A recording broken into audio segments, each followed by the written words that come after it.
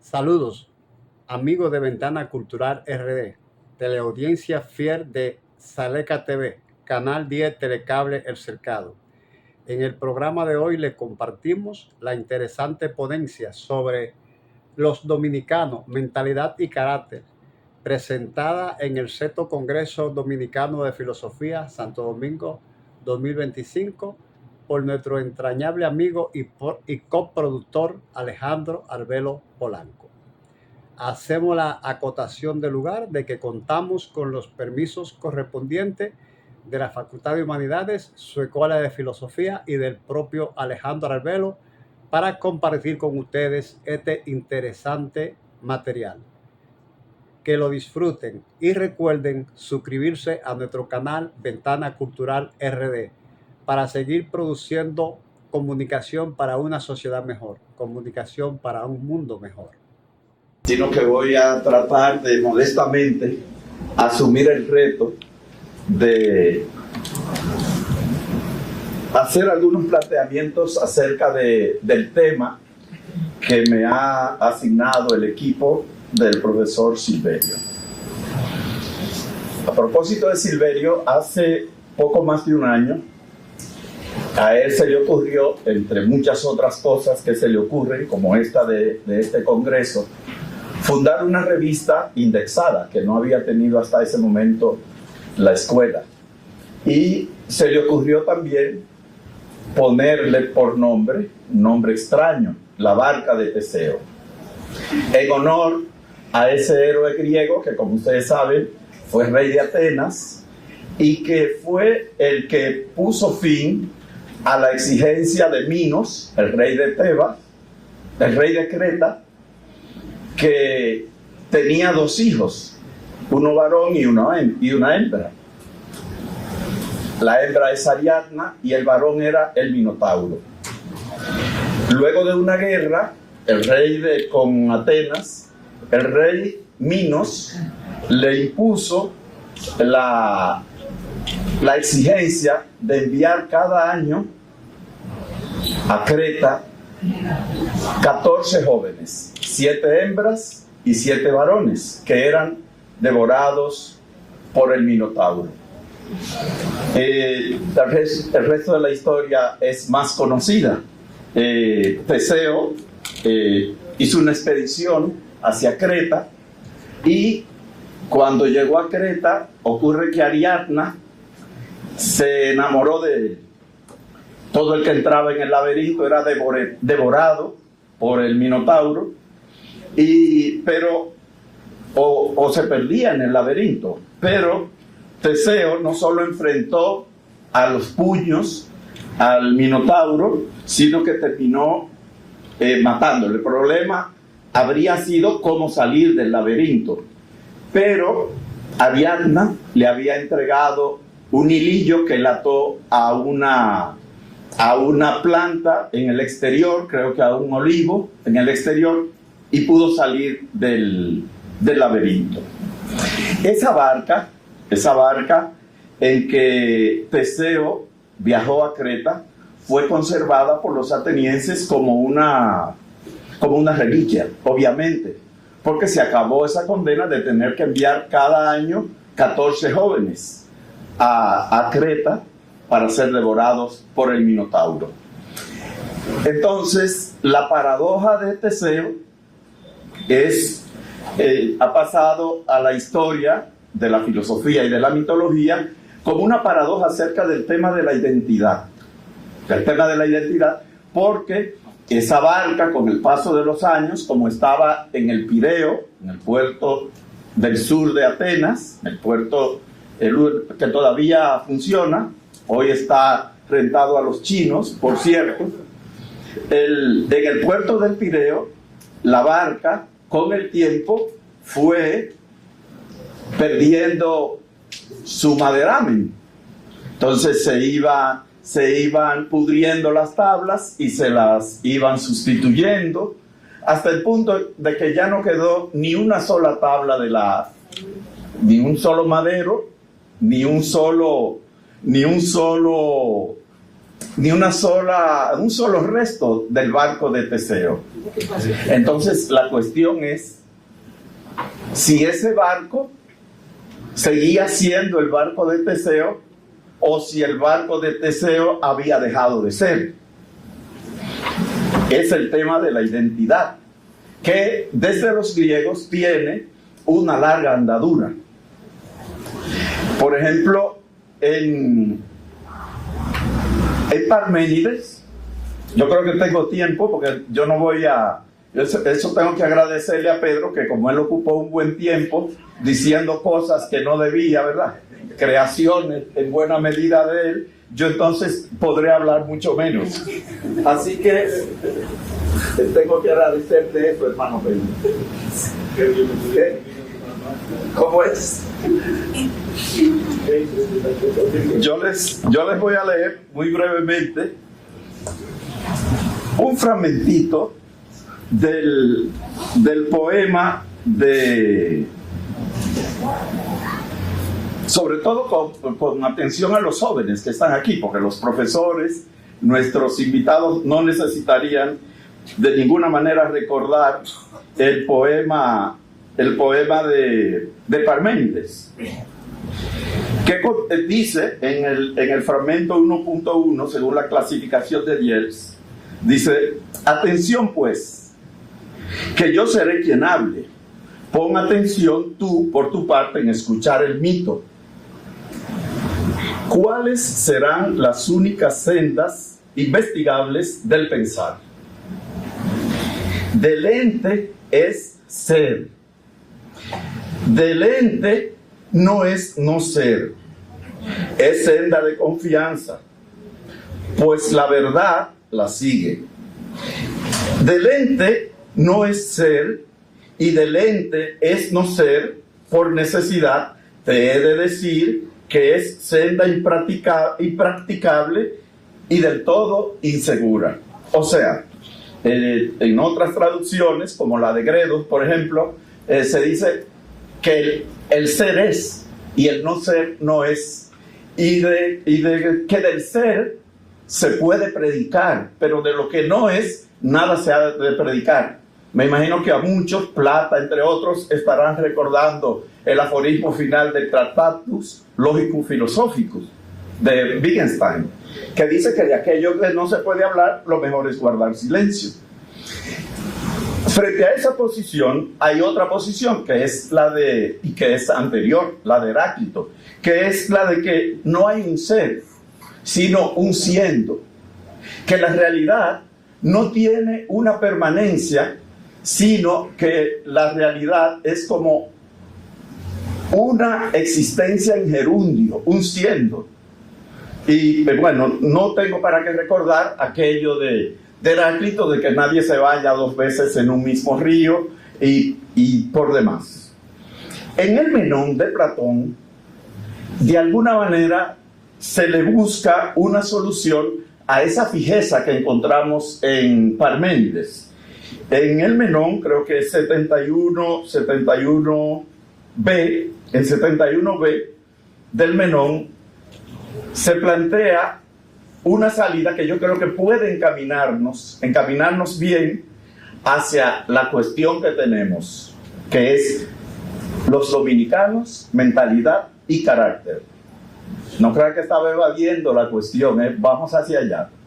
Dice el Menón, el 71b, la edición de Gredos, dice: también yo, Menón, dice Sócrates, ni siquiera conozco qué es en sí la virtud, dice Sócrates.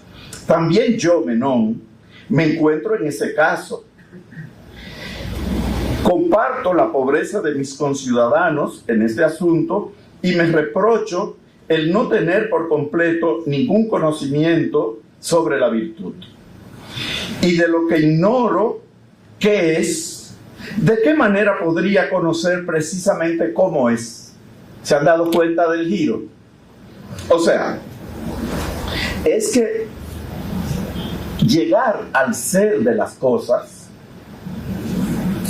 llegar a la esencia de las cosas, como lo encontraremos luego en Aristóteles, particularmente en categorías, no es tan fácil. A veces tiene uno que hacer, como dice Ortega, que tomaron los judíos a Jericó, dando vueltas, tocando una corneta, descansando, dando otra vuelta, hasta que finalmente las rosas íntimas del ser, de las cosas, de lo que es, se nos revele. Entonces, de eso es que se trata. De eso es que se trata el tema de esta tarde. Por suerte nada más tengo 4 minutos, porque no me voy a pasar del tiempo establecido. La cuestión es, como se diría en griego, el qué es ser de los dominicanos, que en griego se diría ti estin ontos, que es el ser, ti estin ontos, pero en el menón se nos abre una vía, que es quizá no preguntarnos en principio por el qué es ser, sino por el poion estin, es decir, por el cómo es el ser de los dominicanos. Y entonces, quizás averiguando nosotros cómo es que son los dominicanos, acercando las vislumbres del alma a la fenoménica, al fenómeno de lo dominicano, podamos luego replantearnos la cuestión de qué es ser. Ti estin dominican. ¿Qué cosas son los dominicanos? Entonces, ahora yo les voy a plantear cómo he afrontado esa cuestión. ¿Cómo afronté esa cuestión? Me planteé preguntarme cuáles son las convicciones básicas de los dominicanos. Pero ¿cómo averiguar cuáles son las convicciones básicas de los dominicanos? ¿Cómo llegar a saber en qué es que cree el dominicano? Y entonces, por esa vía, buscando esa vía, topé con la Escuela de los Anales, que es una escuela francesa, básicamente historiográfica y antropológica, que se forma alrededor de la revista Annales, que es una revista que funda Marc Bloch con otro colega en 1931-32. Ellos van a ser, digamos, la lumbre del estudio de las mentalidades, pero particularmente a partir de los años 50. O sea, la revista comenzó con artículos varios, con artículos de múltiples temas, de múltiples enfoques, pero poco a poco se fue conformándose un equipo que se orientó hacia el estudio de las mentalidades. Pero ¿y qué cosas son las mentalidades? Porque en filosofía eso es el ABC. En filosofía siempre hay que dar cuenta de los términos. Si hablamos de filosofía, me ha mostrado Jairo un libro bellísimo que es Filosofía de Don Gustavo, porque todavía los filósofos no se han puesto de acuerdo acerca de qué cosa sea la filosofía. Pues tampoco los dominicanos se han puesto de acuerdo acerca de qué cosa es ser dominicano. La cuestión de las mentalidades, tiene un largo recorrido. Digamos, lo encontramos en autores. El más antiguo que yo he visto, a que he tenido acceso, es Gaston Boutoul. Gaston Boutoul publicó un librito en una colección francesa muy popular que llegaba aquí, que se titula la colección Que sais je, que se dice casi igual en francés que en español. ¿Qué sé yo? Esa es la pregunta que se hacía Montaigne y a la que procuró responder en sus ensayos. Todos los ensayos de Montaigne lo que buscan es responder a esa cuestión. ¿Qué sais he? ¿Qué sé yo? ¿Qué sé yo?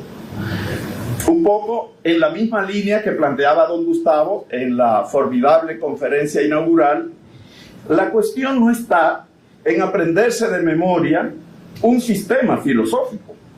La cuestión no está en hacerse experto en los anales, en Ortega o en quien sea. No, la cuestión es qué hacer con lo recibido. En eso hay una dinámica. Hay que dominar la tradición. En el caso nuestro, la tradición grecolatina. Hay que dominarla, pero precisamente hay que dominarla para poder romper con ella. Entonces hay una dialéctica. No hay ruptura si no hay tradición, porque con qué, frente a qué se va a reaccionar. El profesor Silverio suele decir que siempre se filosofa contra algo o contra alguien, citando a don Gustavo Bueno, padre. Entonces, pero si no conoces la tradición, ¿cómo puedes reaccionar frente a ella? Viceversa.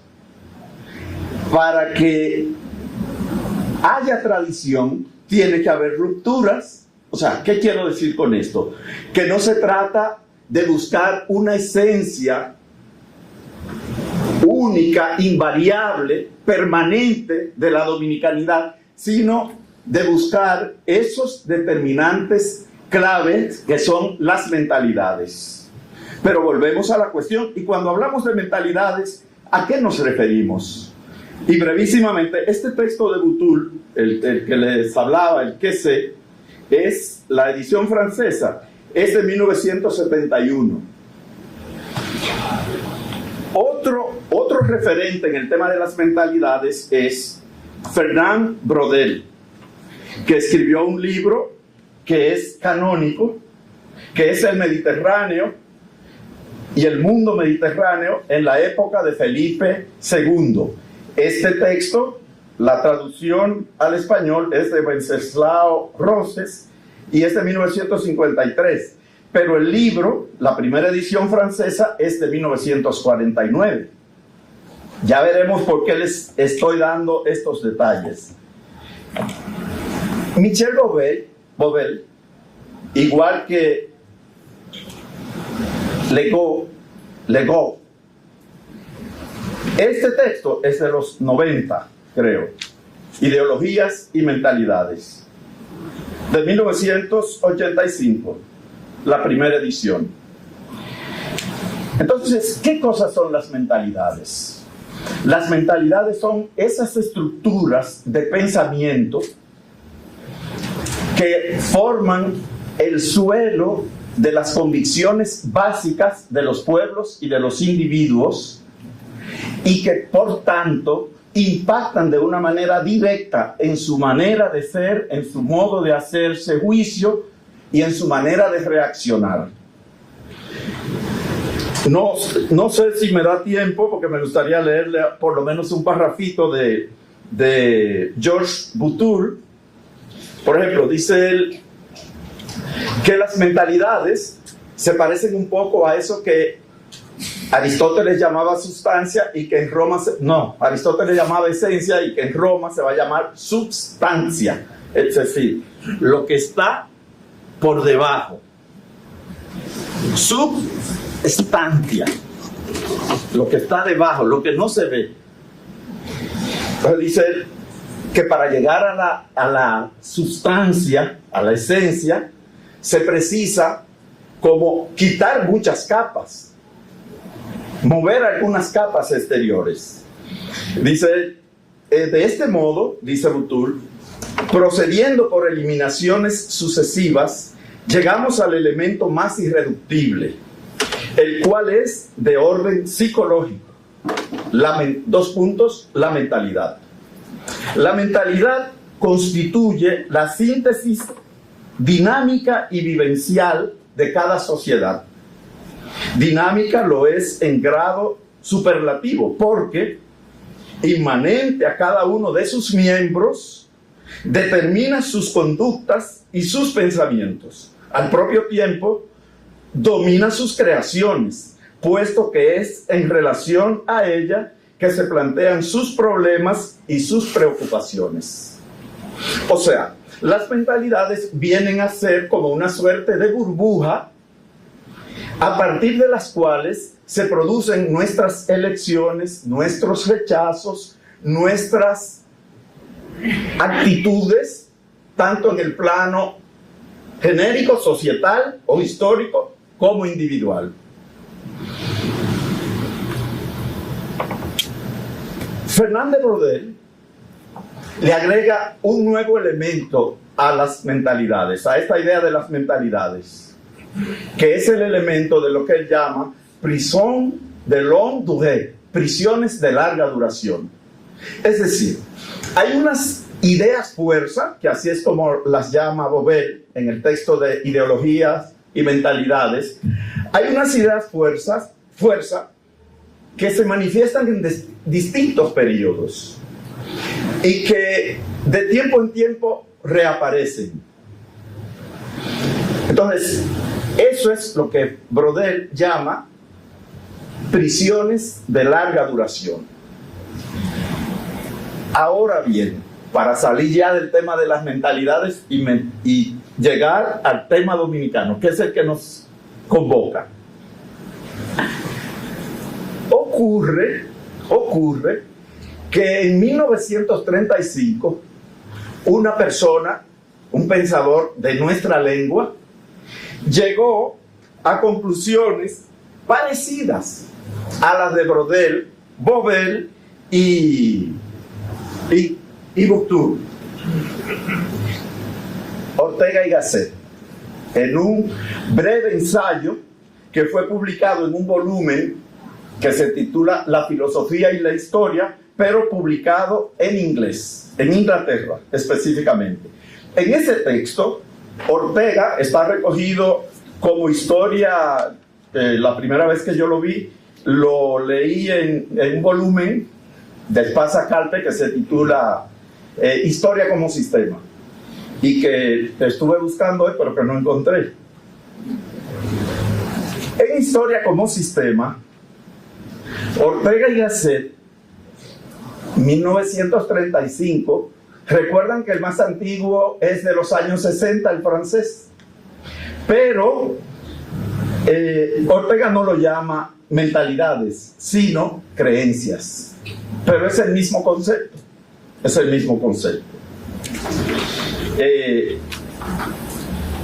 brevísimamente les voy a leer 2 o 3 frases de ese texto de Ortega y Gasset. Dice él: antes de hacer algo, tiene cada hombre que decidir por su cuenta y riesgo lo que va a hacer. Pero esta decisión es imposible si el hombre no posee algunas convicciones acerca de lo que son las cosas en su derredor, los otros hombres, él mismo. Solo en vista de ellas puede preferir una acción a otra. En suma, vivir. Está hablando de ese núcleo duro de conciencia, de esas estructuras mentales que de alguna manera causan, viabilizan, posibilitan nuestras decisiones, la visión de los otros, la visión de nosotros mismos. Y naturalmente, al mirar eso, al escuchar esto, uno no puede menos que pensar en los ídolos baconianos, ¿verdad? Que los ídolos baconianos, los ídolos, son esa suerte como de presuposiciones de trasfondo en las que nunca nos detenemos, pero que determinan el modo en que conocemos, el modo en que nombramos y el modo en que nos comportamos. Pensemos, por ejemplo, en los ídolos de la caverna, que son los ídolos que tienen que ver con la idea que cada uno tiene de sí mismo. O pensemos, por ejemplo, en los ídolos del foro, que son esos ídolos, es decir, presuposiciones de trasfondo, prejuicios, que llegan a nosotros por medio del lenguaje. O sea, uno tiende a pensar, ciertamente, que nosotros hablamos nuestra lengua, que esa lengua es hablada por nosotros. Pero, ¿quién se adaptó a quién? ¿Nuestra mente a la lengua o la lengua a nuestra mente? Cuando nosotros llegamos a la vida, las estructuras del español estaban hechas ya. ¿Quién de nosotros, a no ser un filósofo, ¿verdad?, ha introducido una nueva expresión, una nueva forma sintáctica, un nuevo concepto? ¿Quién le ha agregado una nueva palabra? Como Kant, le agregó varias, ¿verdad?, a la lengua. No, la mayoría de nosotros lo que hacemos es entrar en la lengua. Luego, esta lengua que yo hablo, ¿soy yo que la hablo o es ella la que habla a través de mí? Entonces, esa lengua, por medio de esa lengua, penetran en nosotros todo un sistema de valores, de creencias, de sentimientos, de afectos, porque las palabras no son neutras, están cargadas de valor. Y entonces, esa lengua nos provee un núcleo duro de creencias que nos sirve para relacionarnos con el mundo, con los otros, como dice Ortega, con las cosas y con nosotros mismos.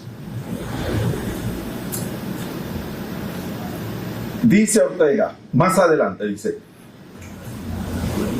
de aquí que el hombre tenga que estar siempre en alguna creencia y que la estructura de su vida dependa primordialmente de las creencias en que esté, y que los cambios más decisivos en la humanidad sean los cambios de creencias, la intensificación o debilitación de las creencias. Ortega sabía escribir. Ortega es un gran estilista de la lengua. Esa insistencia en mencionar creencias, eso es a propósito, Ortega no es Alejandro Arbelo. Ortega era un maestro de la lengua. Y miren cuántas veces subraya creencia. Y el rol que le asigna. O sea, pueden cambiar los sistemas, pueden cambiar las épocas, y sin embargo los núcleos de creencia permanecen.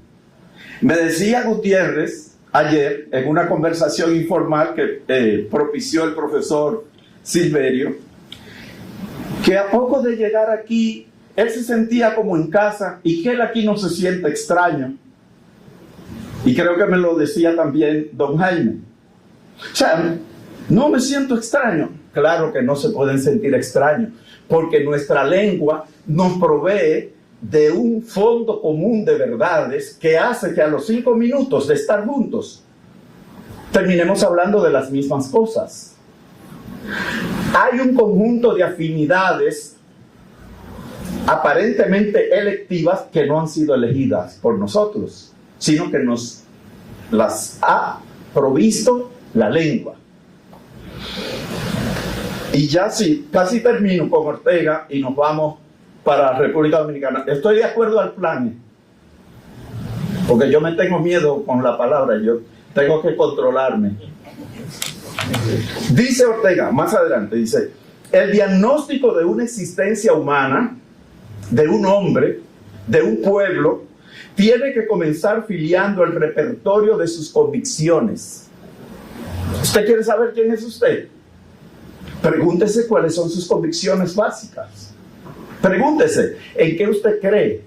No en lo que usted dice que cree, no, en lo que usted cree. Porque una cosa es, a ver si encuentro ese pasaje de Ortega, una cosa es decir que uno cree algo y otra cosa es creerla. Esa es la diferencia que hace Ortega entre ideas y creencias. Pero bien, dice él, el diagnóstico de una existencia humana, de un hombre, de un pueblo, de una época, tiene que comenzar filiando el repertorio de sus convicciones. Estas son el suelo de nuestra vida. Por eso se dice que en ellas el hombre está. Las creencias son lo que verdaderamente constituye el estado del hombre.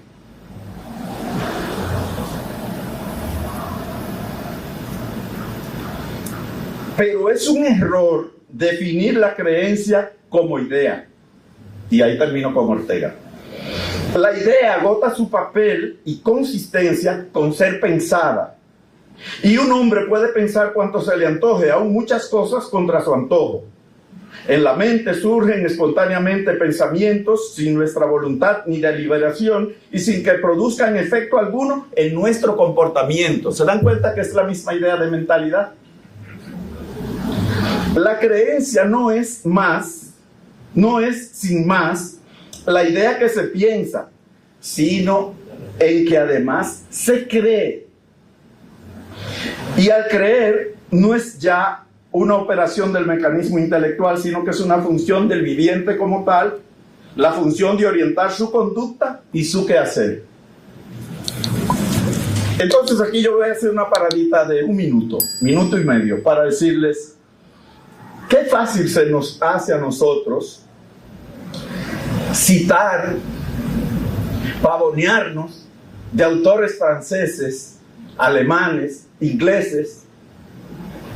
Sin embargo, en nuestra lengua, por lo general, están entrevistas muchas de las cosas que se han dicho y que se dicen como propias en otra lengua. Entonces, de ahí la necesidad, y no voy a referirme al caso dominicano, que hay filósofos aquí que usted mira la bibliografía de sus libros y nunca hay un autor de aquí. O sea, cuando ese libro sale de aquí, lo que parece es como que aquí no hay pensadores, no hay filósofos, aunque haya antecedentes, pero nunca lo citan, nunca lo... Entonces, he ahí un primer llamado, he ahí una primera cuestión, una primera acotación. Yo creo que tenemos y debemos, tenemos el derecho y tenemos el deber de volver la atención como gerifaltes hacia el centro de nuestra lengua, de nuestros pensadores, de nuestros filósofos. Y gratas sorpresas nos esperan. Lo que pasa es que lo ignoramos. Lo ignoramos. Lo segundo es, respecto a ese núcleo duro de que hablaba a propósito de la conversación con Eduardo, que hacia donde tenemos que mirar nosotros es hacia aquellos que comparten ese fondo común de verdades. ¿Por qué tenemos nosotros que hacer los abstracts de nuestros artículos en inglés? ¿Por qué? ¿Por qué? Si nosotros, como decía el profesor Silverio en el acto inaugural, y creo que lo subrayó también don Gustavo, somos una población, un público meta de 600 millones de personas. ¿Por qué nosotros tenemos que enseñarle a nuestros niños inglés? ¿Por qué? ¿Para qué? ¿Qué es lo que queremos? Que nuestros niños se preparen. Yo tengo 2 nietos que se están educando en colegios bilingües. O sea, no estoy hablando en abstracto. O sea, ¿qué es lo que quiere mi niña, mi hija? Que sus hijos malaprendan el español y malaprendan el inglés, pero que estén listos para ir a trabajar a una de esas factorías de tomar el teléfono. ¿Cómo es que se llaman? El call center. Oiga, que hasta en inglés es. O sea, usted está criando hijos para que sean operarios. Estamos preparando a nuestros niños y jóvenes para el dominio del ámbito anglosajón. Eso es lo que queremos. Lo que queremos es que nuestros jóvenes, y aquí mismo hay un aparato de inglés por inmersión, ahí mismo, porque nos han convencido, y hay autores aquí que han trabajado como Orlando Alba el complejo de inferioridad lingüística de los dominicanos. Nuestra lengua no tiene nada que envidiarle a ninguna otra. Y se lo dice alguien con la debida modestia que en su juventud intentó aprender inglés. Terminé todos los cursos. Intenté aprender francés. Terminé todos los cursos. Porque yo tenía ese sueño que repiten Eco y Humberto Eco y Rosa Kraus, colega Jairo, de que para leer un autor hay que leerlo en su lengua original.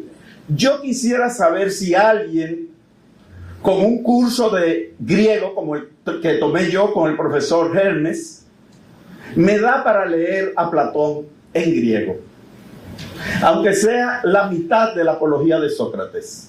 O si me da el inglés que yo aprendí para leer a Milton o a Shakespeare. No, eso es inglés conversacional. Eso no sirve para pensar.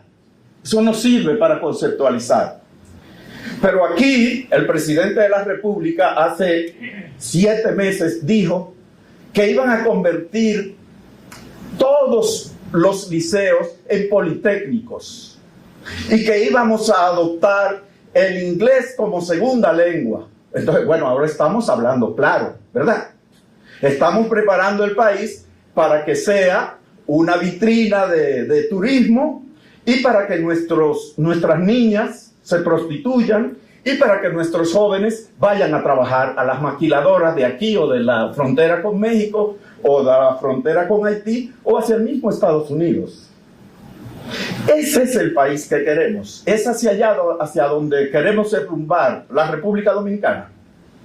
Eso es lo que, para eso es que ha valido todo este esfuerzo y todo este sacrificio de tanta gente, de ayer y del presente.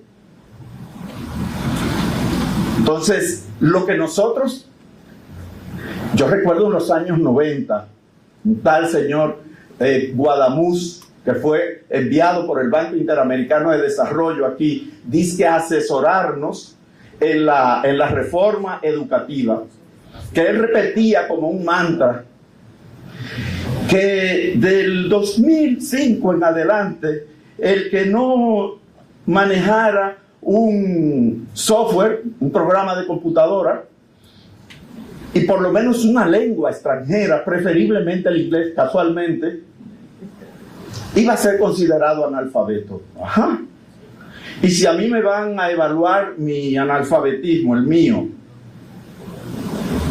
ordinario o funcional, mi analfabetismo, ¿es acaso en ruso, en suajili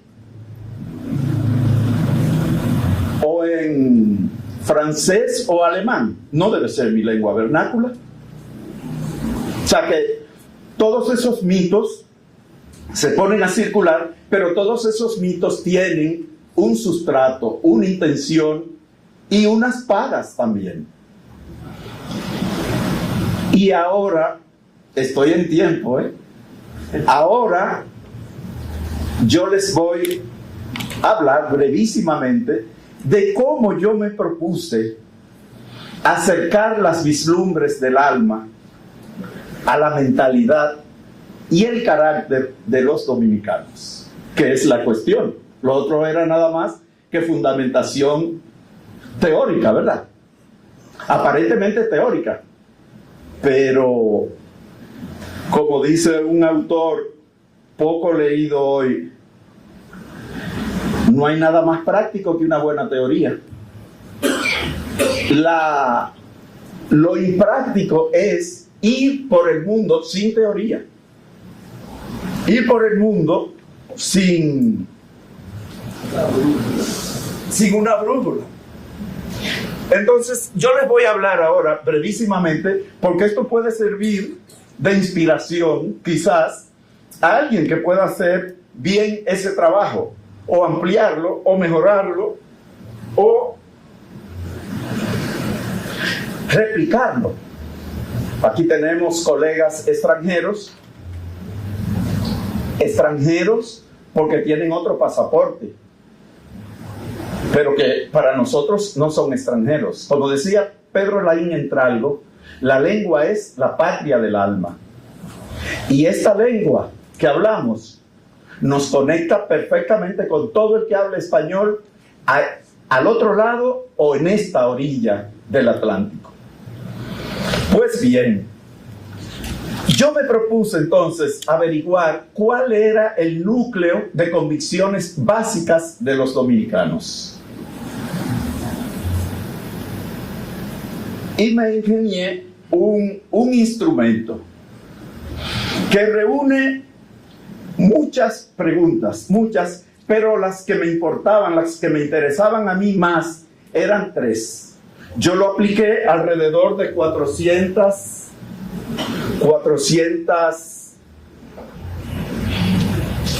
Esta es mi tesis doctoral, que ese fue el informe que yo hice.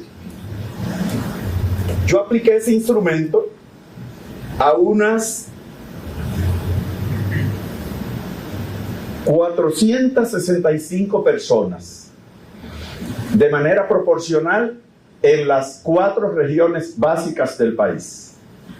Eso me llevó 4 años, aplicando ese instrumento a personas entre 18 y 50 años. Las preguntas, ya les decía, hay muchas preguntas, eran anónimos. Los cuestionarios solo se les pedía poner el nivel, el grado de escolaridad o universitario, el lugar de procedencia, la edad y el lugar de residencia. O sea, si venían de otra región y vivían, si venían del sur y vivían en Santo Domingo. Entonces, las preguntas eran 3, les digo las que me interesaban.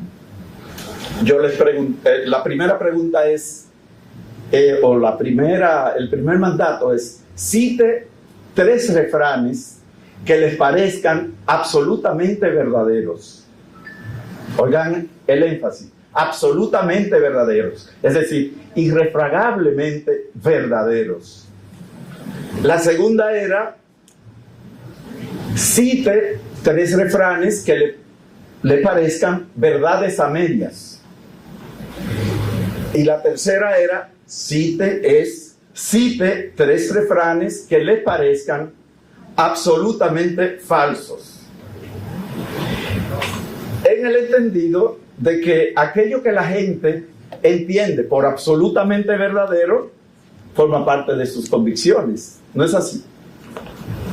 Y naturalmente, si uno cree que algo es verdadero, pues uno se comportará conforme a eso que cree que es verdad.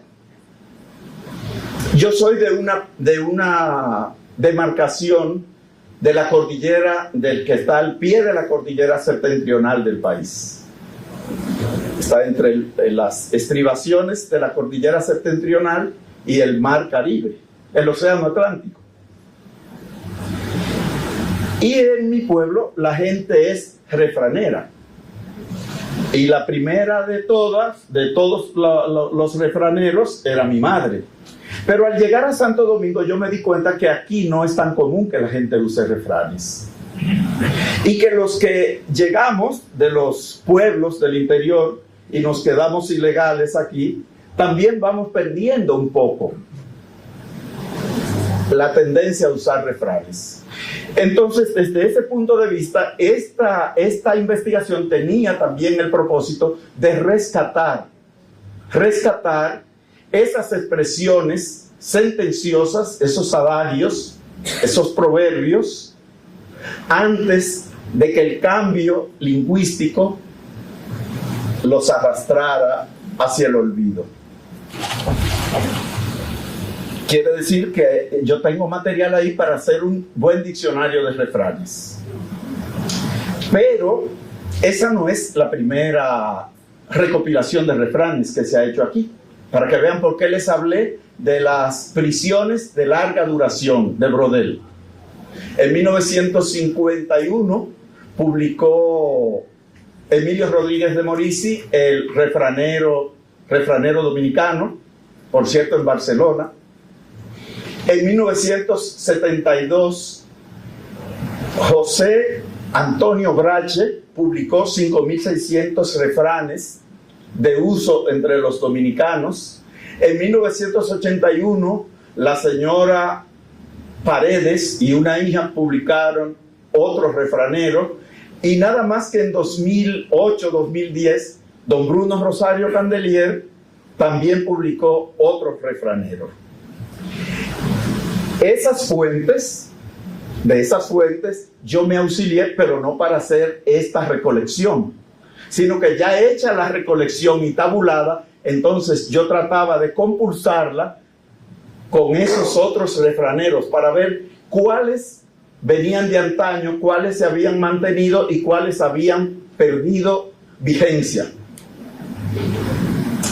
Entonces, a partir de todos esos refranes, se puede, o sea, particularmente de aquellos en los que la gente cree, se puede filiar el núcleo de convicciones básicas del dominicano. Se puede prefigurar un poco el poión estim, el cómo es que somos, para, haciendo calas, como quitando las capas exteriores, como decía George Boutour, acercarnos al ti estim, al qué es ser de los dominicanos. Entonces, por ejemplo, para ponerles un caso, la pareña a caballo regalado no se le mira el diente, o no se le mira el colmillo, no se le miran los dientes. En esa compilación, 14 personas lo pusieron como absolutamente verdadera, 19 como una verdad a media, y 8 como absolutamente falsa. ¿Qué quiere decir eso? Que esa es una idea actitud del dominicano. Es una idea actitud. No tiene que ser necesariamente mayoritario el que lo hayan dado como absolutamente verdadero, sino que mientras llenaba el formulario a esa persona se le haya ocurrido pensar en ese refrán. Ese refrán está presente en el imaginario del dominicano. Entonces, en ese sentido, digamos que expresa una beta de nuestra mentalidad. Una vez hecho eso, escogí a propósito uno que no tuviera una alta puntuación. Yo lo buscaba en esos manuales de que les he hablado, de Morisi, de la señora Paredes, de Brache, y entonces veía si en esas compilaciones existían o no. Y eso lo compulsaba luego con los adagios de Erasmo de Rotterdam, que publicó un libro de proverbios, con el libro de Herrero Llorente, que se titula Expresiones Latinas en Español, que fue publicado por Gredos en los años 80 también. También, de algún modo, si uno se detiene un poquito, puede jugar a hacer un poco de análisis. Y cuando digo análisis, lo digo en el sentido que lo usaba Freud, que Freud no hablaba de psicoanálisis, sino de análisis. Si usted mira eso, usted puede entender algunas cosas del dominicano. Y suena feo lo que yo voy a decir. Y los políticos lo saben. Nos cambian los votos con dádivas, ¿o no? Por 500 pesos, por picapollo, a veces por droga también. Eso es feo, ¿eh? Pero el que quiere tener un acercamiento fenomenológico a las cosas, aunque le duela, debe ser leal a lo que percibe. O sea, a veces ni siquiera es necesario que nos den. Si nos prometen, también cedemos. Entonces eso tiene muchísimas manifestaciones y muchísimas lecturas por ahí. Otro enfoque, y ya me quedan nada más que 3-4 minutos, porque es solo indicativo. Yo no estoy haciendo un informe, sino mostrándoles cómo fue que yo hice ese acercamiento. Hay ideas que son ideas troncales y hay ideas que son como ideas secundarias, pero que confluyen hacia la misma estructura mental, hacia el mismo núcleo de creencias. Por ejemplo, la idea de un poco naturalista, como de que hay una naturaleza de la que uno no se puede escapar. O sea, el que es de una manera, el que nació de una manera, el que fue de niño de tal modo, difícilmente cambia. Eso es una idea, actitud de los dominicanos. ¿Cómo se manifiesta? Porque luego yo crucé todos esos refranes que me aportaban los que creían que eran refranes absolutamente verdaderos. Yo los crucé con otros que tenían afinidad semiológica, sí, que significaban aproximadamente lo mismo. Por ejemplo, la paremia, que habla como si ustedes quieren, podríamos hablar de que se trata como casi la noción schopenhaueriana de voluntad. Ese como Elan, del que tú no puedes zafarte, que es como la Moira, en el caso del Edipo. Aunque la mona se vista de seda, mona se queda. Aparentemente dice poco ese refrán. Ese tuvo 10 como absolutamente verdadero. Pero, ¿y qué me dicen de estos otros? Que son como satélites de ese. El que a hierro mata, a hierro muere. Hay una necesidad, ese tuvo 8. El que nació para coco, o el que de coco depende, de piñonate no pasa.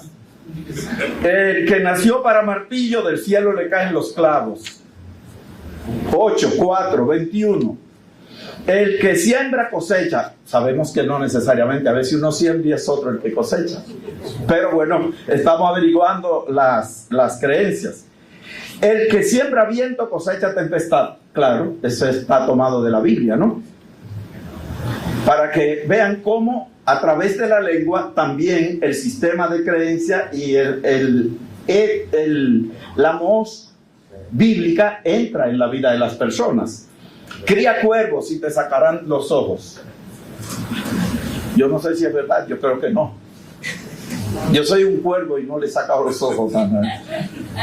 Después de la tempestad viene la calma. Detrás de todo gran hombre hay una gran mujer, no necesariamente. A veces es un petit hombre, un pequeño hombre y tiene una gran mujer, y viceversa. Detrás o al lado, o arriba, o por algún lado. Árbol que nace torcido, nunca su tronco endereza. Es un poema de Campoamor. ¿Verdad que sí? ¿Lo recuerdan? O sea, para que ustedes vean cómo el refranero es también un baúl de retención de fragmentos de nuestros escritores. Es un poema de Campoamor que dice: árbol que nace torcido, nunca su rama endereza, porque se hace naturaleza el vicio con que ha crecido. En el refranero dominicano hay refranes que están tomados de la obra de Martí. Por ejemplo, hay un niño hermoso en el mundo y cada madre lo tiene. Eso es de Martí. O la mejor manera de decir es hacer. Eso es de Martí también. O sea que preservando nuestro patrimonio paremiológico, preservamos también ideas de nuestros autores, versos de nuestros autores. Ya casi termino, me quedan 2. El que a buen árbol se arrima, buena sombra le cobija. Es el mismo núcleo. Ese obtuvo 48 absolutamente verdadero. El árbol que crece torcido, nunca su tronco endereza, obtuvo 38. Y este 48. Quien bien comienza, bien acaba. Yo sé que Silverio va a acabar bien, pero eso no necesariamente es así. Silverio está terminando su gestión y creo que la comenzó bien y la va a terminar bien, pero no necesariamente es así. Pero eso es lo que cree el dominicano. El que guarda siempre tiene. A veces uno guarda y no tiene nada. Y el que no trabaja la droga, porque ¿con qué se mantiene? El que no muere joven, tautológico total. El que no muere joven, a viejo llega. El que escupe para arriba, le cae la saliva en la cara. No hay mal que dure 100 años, ni cuerpo que lo resista. No hay mal que por bien no venga. Ese obtuvo 38. De tal palo, tal astilla. 23. Sabemos que no. Que hay astillas malas que nacen de árboles nobles y viceversa. Perro que ladra no muerde. A veces ladra y muerde, pero estamos averiguando el sistema de creencia, no determinando si es verdad o mentira lo que cree el dominicano medio. ¿De acuerdo? Entonces, ya en este último minuto que me queda, yo quisiera hacer un recorrido por la variable de mayor frecuencia en términos de absolutamente verdadero, que para mí me dice que se trata de creencias firmes. Por ejemplo, camarón que se duerme se lo lleva a la corriente, obtuvo 98, absolutamente verdadero. Eso quiere decir que el dominicano está como alerta, siempre atento. Chivo. De cualquier yagua vieja sale tremendo alacrán, 54. Dime con quién andas y te diré quién eres, 64. Y oigan la fresa del pastel. 8 no llenaron el cuestionario y le pusieron arriba: ningún refrán es falso. Entonces, bueno, en fin, ningún refrán es falso. No, señor, esa pregunta está mal formulada. ¿De dónde usted saca eso, amigo?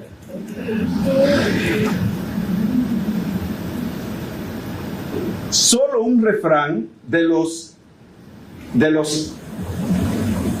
las 3 preguntas, solo uno alcanzó una cota que yo le puse a los otros para clasificarlo, que era por lo menos 50 menciones. En la pregunta, o en el mandato, cite 3 refranes absolutamente falsos, ¿saben?